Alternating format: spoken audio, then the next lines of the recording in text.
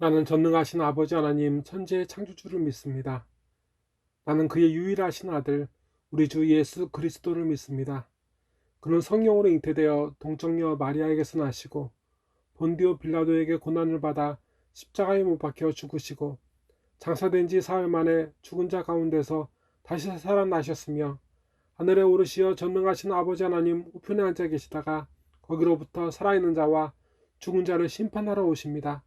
나는 성령을 믿으며 거룩한 공교회와 성도의 교제와 죄를 용서받는 것과 몸의 부활과 영생을 믿습니다. 아멘. 하나님 아버지, 만유 위에 계시며 만인을 자신의 자녀로 삼아 새 삶을 주시는 하나님 아버지, 오늘 이 주일을 찬송하며 아버지 앞에 엎드린 한 사람 한 사람을 알아주시고 축복하여 주시옵소서. 매일매일 어떤 풍성함보다 아버지의 말씀에 대한 확신으로 하루를 살아가는 삶을 뺏기지 않게 하여 주시옵소서. 많은 사람들이 확실한 아버지의 말씀을 확신하기보다 세상의 풍성함과 이상에 빠져 아버지를 떠났습니다. 하나님 아버지, 아버지의 말씀으로 우리를 붙잡아 주시옵소서. 우리는 날마다 세상의 유혹에 사람들의 말에 휩쓸리고 또 무너집니다. 우리의 중심 아버지께서만 붙들어 주시고 우리를 날마다 흔들고 지치게 하는 이 세상의 거센 바람 속에서 흔들리지 않는 아버지를 더욱더 악마하게 하옵소서. 이 시간 이 예배 아버지께서 주관하여 주시고 코로나로 인하여 고열에 시달리고 목이 아프고 어지러운 우리 형제 자매들 그리고 경제적인 빈곤을 아직 벗어나지 못해 탄식하는 형제와 자매들을 불쌍히 여겨 주시옵소서. 예수 믿게 하여 주시옵소서. 아버지, 우리를 불쌍히 여겨 주시옵소서. 나사렛 예수 그리스도의 이름으로 간절히 기도드리옵나이다. 아멘. 오늘 우리에게 이 시간 허락하시는 하나님 아버지의 생명 말씀은 마가복음 6장 14절부터 29절까지의 말씀, 신약 62면에 있는 말씀입니다. 이에 예수 이름이 드러난지라 헤롯 왕이 듣고 이르되 이는 세례 요한이 죽은 자 가운데서 살아났도다. 그러므로 이런 능력이 그의 속에서 일어나느니라 하고 어떤 이는 그가 엘리야라 하고 또 어떤 이는 그가 선지자니 옛 선지자 중에 하나와 같다 하되 헤롯은 듣고 이르되 내가 목벤 요한 그가 살아났다 하더라. 전에 헤롯이 자기가 동생 빌립의 아내 헤로디아에게 장가든 거로 이 여자를 위하여 사람을 보내어 요한을 잡아 옥에 가두었으니 이는 요한이 헤롯에게 말하되 동생의 아내를 취하는 것이 옳지 않다 하였음이라. 헤로디아가 요한을 원수로 여겨 죽이고자 하였으되 하지 못하는 것은 헤롯이 요한을 의롭고 거룩한 사람으로 알고 두려워하여 보호하며 또 그의 말을 들을 때에 그의 번민을 하면서도 달갑게 들음이로라. 마침 기회가 좋은 날이 왔으니 곧 헤롯이 자기 생일에 대신들과 천부장들과 갈릴리의 귀인들로 하여금 귀인들로 더불어 잔치할세 헤로디아의 딸이 친히 들어와 춤을 추어 헤롯과 그와 함께 앉은 자들을 기뻐하게 한지라.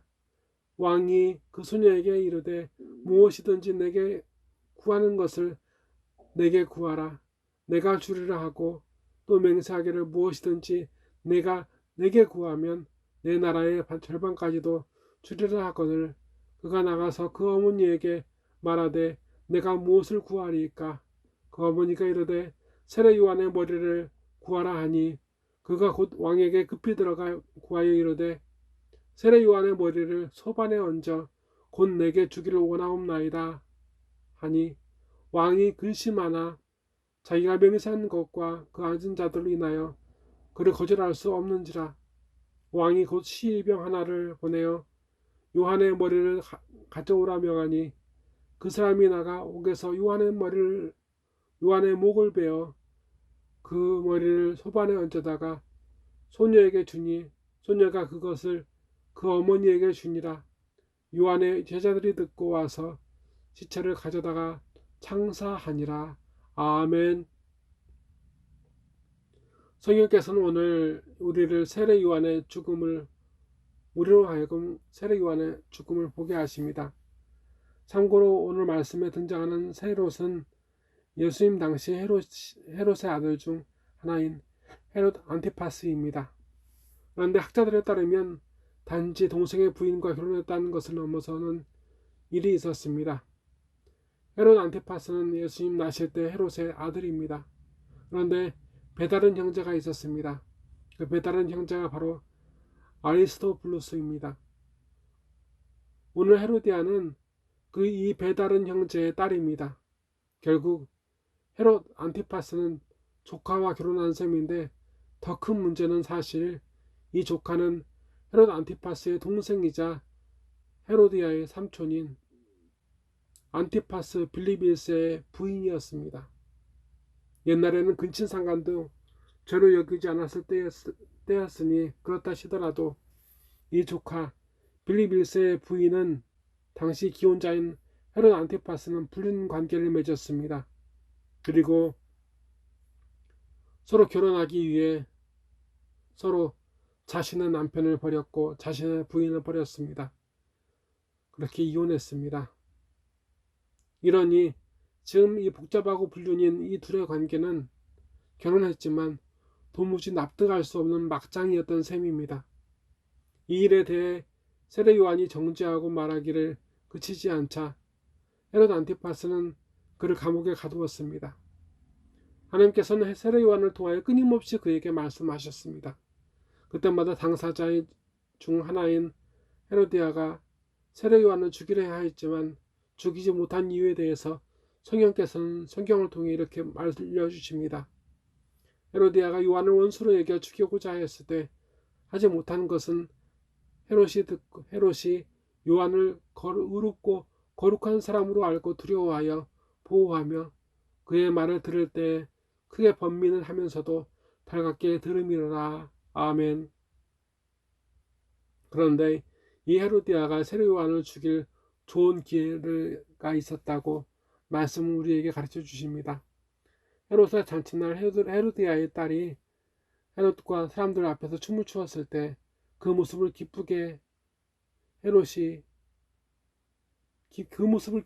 기뻐한 헤롯이 자신의 나라 반쪽이나 주려 하였습니다.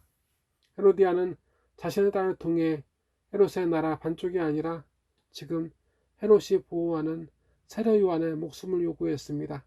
그래서 헤롯은 잠깐 몹시 근심했지만 간수를 통해 세례 요한의 목을 베어 헤로디아에게 갖다 주었습니다.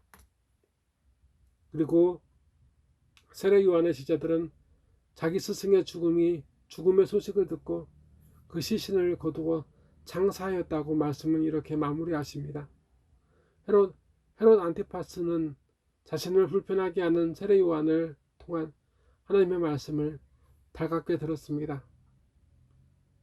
그래서 쉼없이 왕자에 앉은 자신의 권위를 인정하지 않는 자신의 권위를 감옥에 갇힌 죄인 중 하나처럼 취급하는 하나님의 말씀을 쉼없이 들을 수 있었습니다. 오늘의 세상을 보면 이 얼마나 놀라운 일인지 알 수 있습니다. 더구나 그때는 인권이나 민주가 통하지 않은 절대 왕권의 시대 말입니다. 불륜으로 결혼한 헤로디아가 세례 요한의 목숨을 구합니다.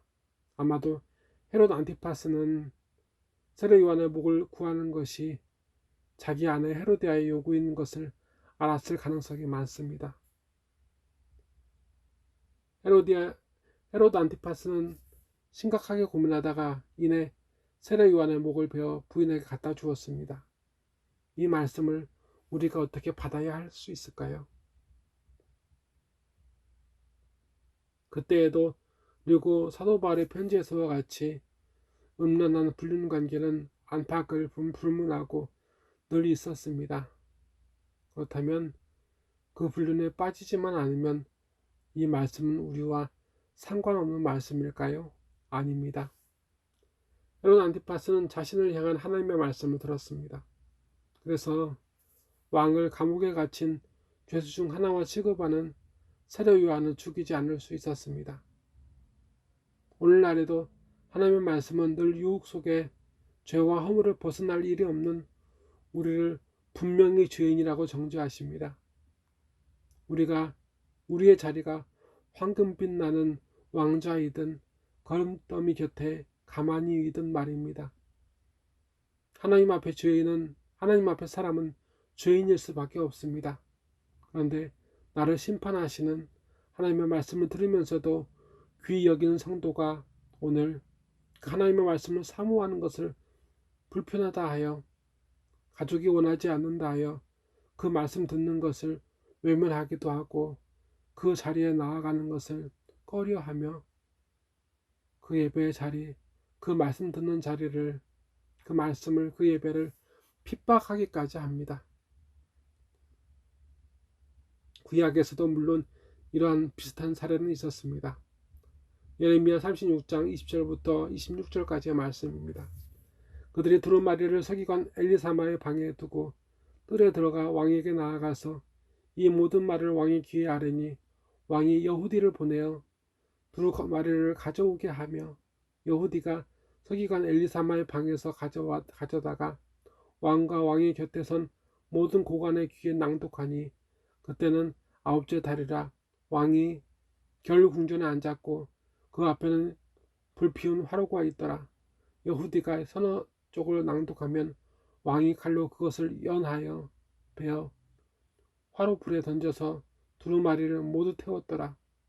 왕과 그의 신하들이 이 모든 말을 듣고도 두려워하거나 자기들의 옷을 찢지 아니하였고 엘라단과 들라야와 그마랴가 왕께 두루마리를 불사르지 말도록 아뢰어도 왕이 듣지 아니하였으며 왕의 아들 여라무엘과 아리스엘의 아들 스라야와 압디의 아들 셀레마에 명령하여 서기관 바룩과 예레미야를 잡으라 하였으나 여호와께서 그들을 숨기셨더라. 아멘.